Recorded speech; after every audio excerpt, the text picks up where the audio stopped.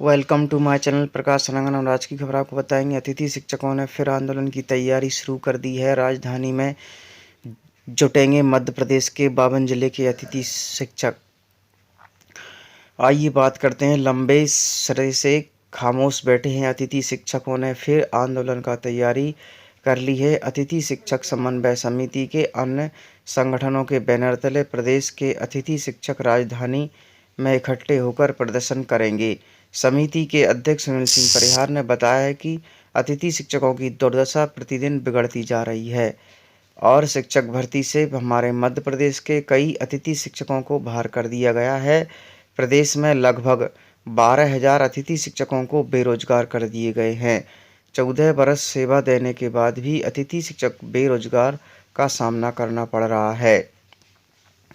वहीं आपको बता देते हैं कि हरियाणा की तर्ज पर नीति बनाएं और परिहार के मुताबिक हरियाणा सरकार ने अतिथि शिक्षकों को नीति बनाकर उन्हें नियमित किया है, उसी तरह से अतिथि शिक्षकों को नियमित किया जाए। बात यहीं तक नहीं रह जाती और आगे आप बता देते हैं कि 58 वर्ष की आयु तक अतिथि शिक्षकों को यथावत रखा जाएगा और हर साल उनका वेतन वृद्धि भी मांग की गई है। मध्य प्रदेश में इसी तरह की नीति बनाई जाए।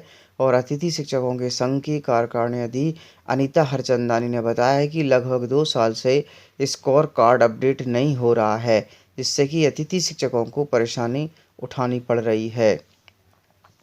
वहीं आपको बता देते हैं, ऐसी समस्या आने के कारण सबसे बड़ी जिम्मेदार मध्य प्रदेश की बीजेपी सरकार रहेगी। मध्य प्रदेश के पूर्व मुख्यमंत्री कमलनाथ जी ने भी मध्य प्रदेश के अतिथि शिक्षकों के लिए लिखा है कि प्रिय शिवराज सिंह चौहान जी, मध्य प्रदेश के स्कूल शिक्षा विभाग के अंतर्गत शिक्षकों की कमी होने से कारण विद्यार्थियों को अध्यापन कार्य सुचारू रूप से चलाने के लिए कई वर्षों से विद्यालय में अतिथि शिक्षकों को नियोजित किया जा रहा है। आज़ाद स्कूल अतिथि शिक्षकों को नियमित करने का प्रयास करें। इस तरह से उन्होंने भी नियमित करने के लिए लिखा है, किंतु आज तक अतिथि शिक्षकों का नियमितीकरण नहीं हो पाया है। इस तरह से आपको बता देते हैं कि हमारे मध्य प्रदेश के अतिथि शिक्षकों का जल्द से जल्द नियमितीकरण होना ही चाहिए। मध्य प्रदेश के अतिथि शिक्षकों के लिए आजीविका का कोई भी साधन नहीं है। इस तरह से परिवारों के भरण पोषण कठिन हो गया है और अतिथि शिक्षकों के द्वारा अतिथि शिक्षकों के पद पर स्थायी एवं नियमित रोजगार प्रदान करने की मांग की जा रही है।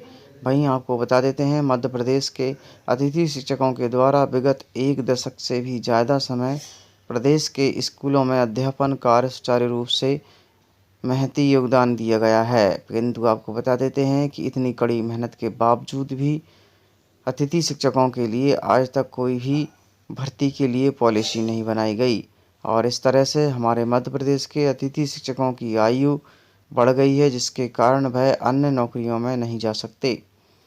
आगे बता देते हैं, कोई वैकल्पिक रोजगार उपलब्ध नहीं होने से आजीविका में संकट उनके समक्ष उत्पन्न हो गई है और अतिथि शिक्षकों की समस्या को सहानुभूतिपूर्वक निराकरण किया जाना आवश्यक है।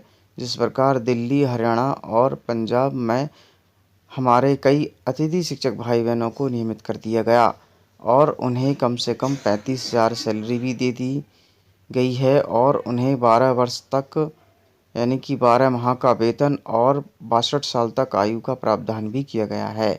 अतः मेरा आपसे अनुरोध है कि मध्य प्रदेश के अतिथि शिक्षकों के नियमित रोजगार पद स्थायित्व की मांग सहानुभूतिपूर्व विचार कर उनकी समस्या का समुचित निवारण करने के लिए निर्देश जारी करने का कष्ट करेंगे, ताकि मध्य प्रदेश के हजारों अतिथि शिक्षकों के परिवारों के चूल्हे सही तरीके से चल सकें और आपको शुभकामनाएं सहित मिल सकें। इस तरह से मध्य प्रदेश के पूर्व मुख्यमंत्री श्री कमलनाथ जी ने वर्तमान शिवराज सिंह चौहान जी को पत्र लिखा है कि मध्य प्रदेश के अतिथि शिक्षकों का भविष्य सुरक्षित करें।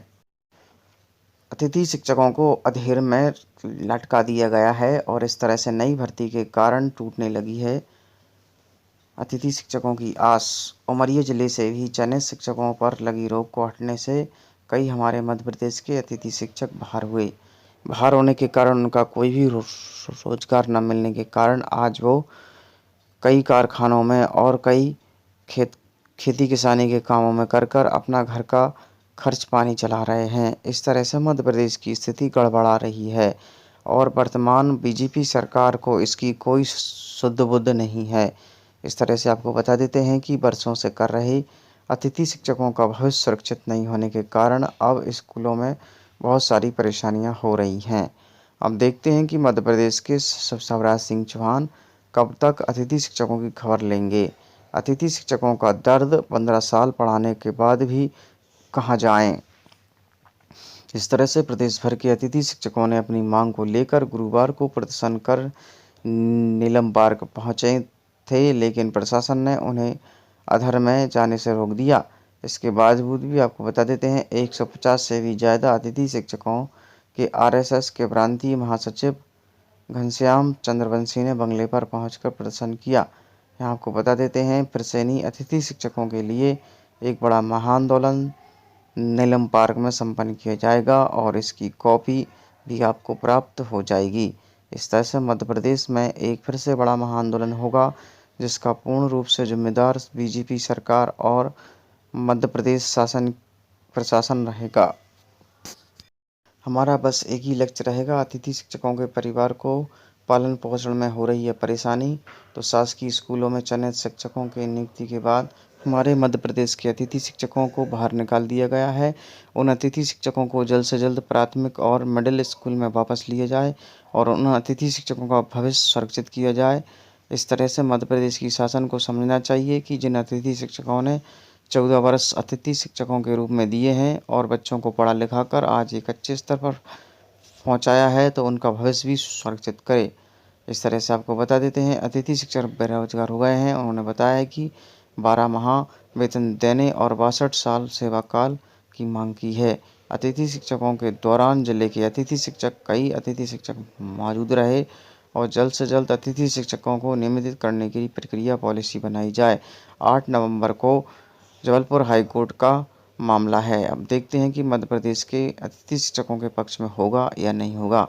यह तो 8 नवंबर को ही पता चल पाएगा कि मध्य प्रदेश के अतिथि शिक्षकों का नियमितीकरण कब होगा।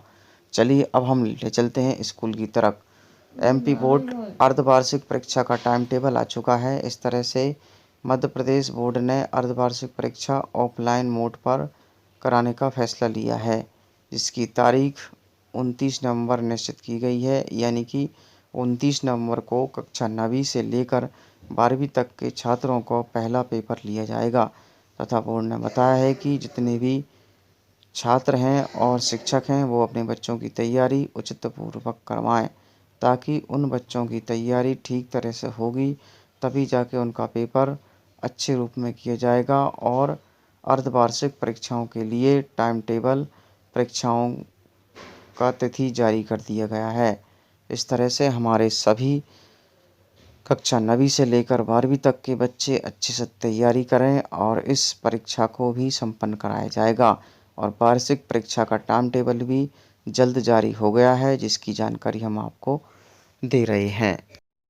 ये रहा वार्षिक का आपका टाइम टेबल। माध्यमिक शिक्षा मंडल मध्य प्रदेश भोपाल 3/11/2021 को यह आदेश निकाला गया है। आदेश क्रमांक 2177 के अनुसार लोक स्वास्थ्य एवं लोक जनहित में वर्ष 2019 एवं 20 में कोरोना वायरस के कारण आपको बता देते हैं दृष्टि रखते हुए मंडल के द्वारा आयोजित हाई स्कूल और हाई सेकेंडरी की व्यावसायिक परीक्षाएं और डिप्लोमा डीपीसी शारीरिक शिक्षा पदोन्नति परीक्षाओं में वर्ष 2021 और 22 का आयोजन दिनांक 12 फरवरी 2022 से 20 मार्च 2022 तक सैद्धांतिक परीक्षाओं और 12 फरवरी से 31 मार्च तक के मध्य प्रायोगिक परीक्षाएं आयोजित संपन्न कराई जाएंगी। इसलिए आपको बता देते हैं परीक्षाओं के आयोजन का प्रस्तुत परीक्षा कार्यक्रम पृथक जारी किया जाएगा। इसलिए सभी बच्चे अपनी तैयारी को बरकरार रखें और आपकी परीक्षाएं 12 फरवरी 2022 से लेकर 20 फरवरी 2022 तक संपन्न कराई जाएंगी। तो मैं सभी हमारे शिक्षकों और बच्चों को सुनिश्चित करना चाहूँगा कि अपनी तैयारी को बरकरार रखें। आपकी परीक्षाएं बहुत जल्द संपन्न कराई जाएंगी। इस तरह से अपनी परीक्षाओं की तैयारी में कोई भी कमी ना छोड़ें, अच्छा परसेंटेज बनाएं और अच्छा परसेंटेज बनाओगे तो आपकी नौकरी बहुत जल्दी लग पाएगी। Thanks for watching. Like and comments and subscribe.